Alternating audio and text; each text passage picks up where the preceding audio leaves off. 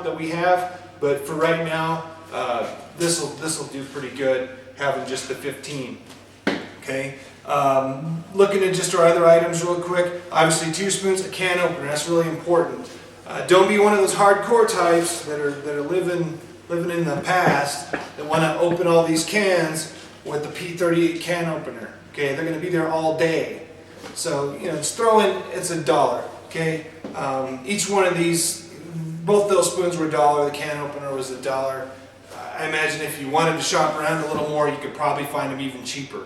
One thing that's very important in this, hand sanitizer. If you're cooking this stuff, if you're putting it together for the guys, sanitize your hands before you even start. Okay. First thing you should do is when you open that box, you pull this out and you sanitize your own hands. Okay. And then as you're feeding your men, first thing they do before they get in line, before they get a plate, before they get anything, is they sanitize their hands. I would also encourage you to make them sanitize their hands after they've eaten the meal as well. All right. These labels are very important. Let me hold one up here for you. Essentially what these do, these give a rundown of what the contents are. Okay. One thing you're going to want to add to this is you're going to want to write on it, you're going to want to write the expiration date. Okay. In this case, the expiration date is going to be based on what the expiration date of this is, which is June of 2008. Yeah, June 19th of 2008. So what that means is I need to write that date on here. Okay. Just because these will last till 2010 doesn't mean that I should write 2010 on here. You figure out which item is gonna expire on you first, and you write that in there as your expiration date. Okay. If you want to, I suppose you can go through the pain of writing the expiration date of each item on here.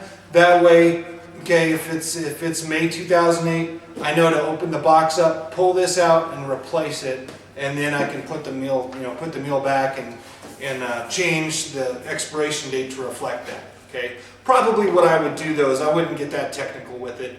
I just keep it simple. One thing expires, let's use this before then. And as long as your State Guard, State Defense Force unit's active, you're gonna end up using it at some point. Make a plan to use it, go to the field, something like that. Okay. This is pretty complete now. Let me talk about the cook. Okay, your logistician. But I guess before I should do that, I should just mention really quick that the plates, the napkins, and the plasticware, there's enough to do to feed 15 people. I think there's actually enough for 20. Back to the unit support man. Okay, we go out and do a lot of opposition force training. So what I would like to say is we don't really have a cook necessarily in our OPFOR unit.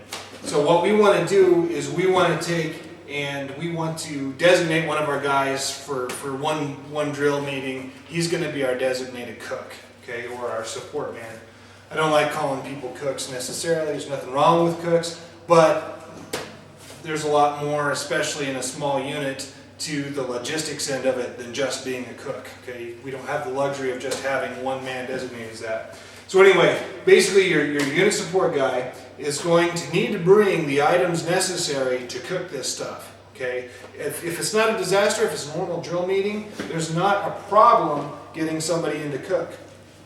Essentially, what they're going to want to do is have nice large pots, Coleman stove, something like that. Obviously, right now we're in an armory kitchen, so we've got plenty of places to cook this stuff. But what you're going to want to do is you're going to make sure that he or she has all the necessary items to do some extra food preparation. Because ideally, we're going to go through and we're going to cook all this stuff and it's going to be served up nicely.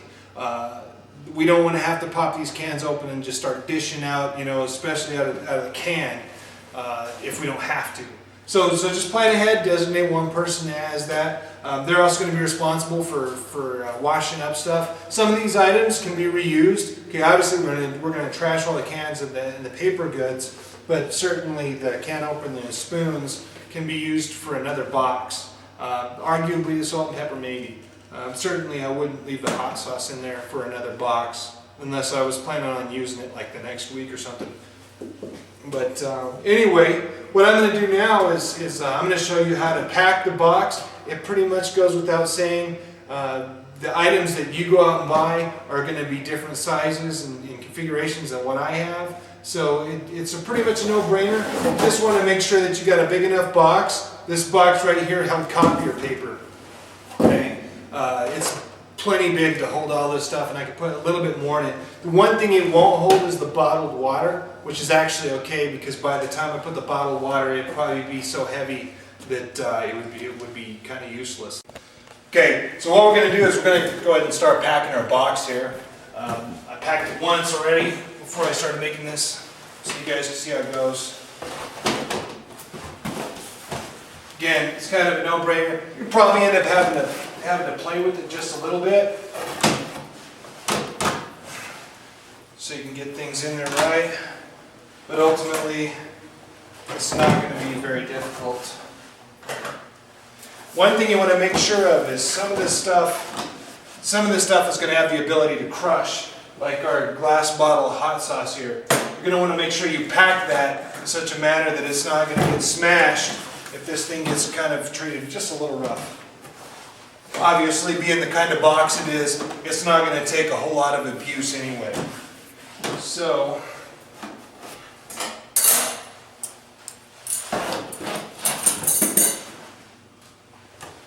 I'm going to put the hand sanitizer in last because it needs to be the first item out. Okay.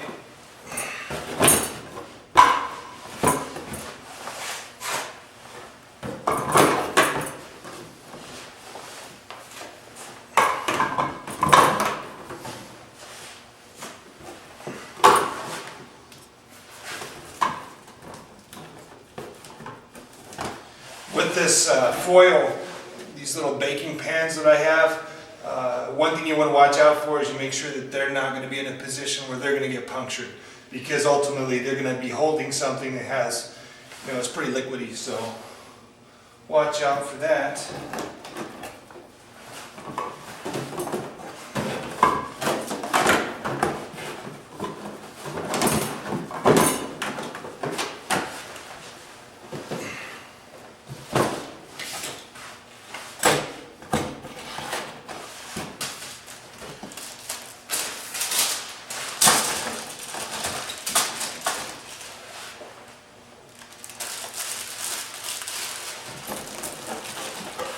Okay, I can use those napkins to protect that glass bottle.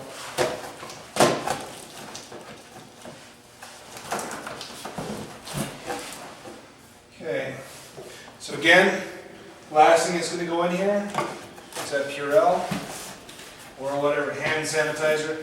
A heavy alcohol-based hand sanitizer, what you want. Okay.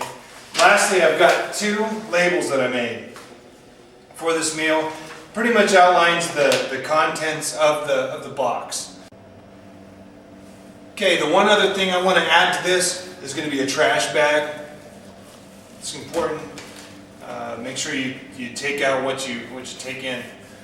One idea that might be a little bit more modular would be to just use the grocery bags that you got when you purchased this stuff. Use those for your trash, because again, just like I talked about earlier, if we're only going to feed, say, 6 people, 5, 6, and we're only going to use 2 cans of each item, then all of a sudden we're generating less trash. So are we going to use, one huge trash bag just to take care of, 6 small cans and some paper plates and stuff? That's kind of overkill. But anyway, what I'm going to do is I'm going to put the lid on the box. Now I've got all my contents in there. I think everything's pretty secure. Give it a little shake. See if anything's going to fall over. Now what I want to do is I'm going to get my tape here. Okay, don't use duct tape on these. Duct tape seems like tough tape, but it's really not. Okay, get packing tape. It's designed for cardboard boxes. It's going to last a little while. Okay, I'm going to put one label on the top.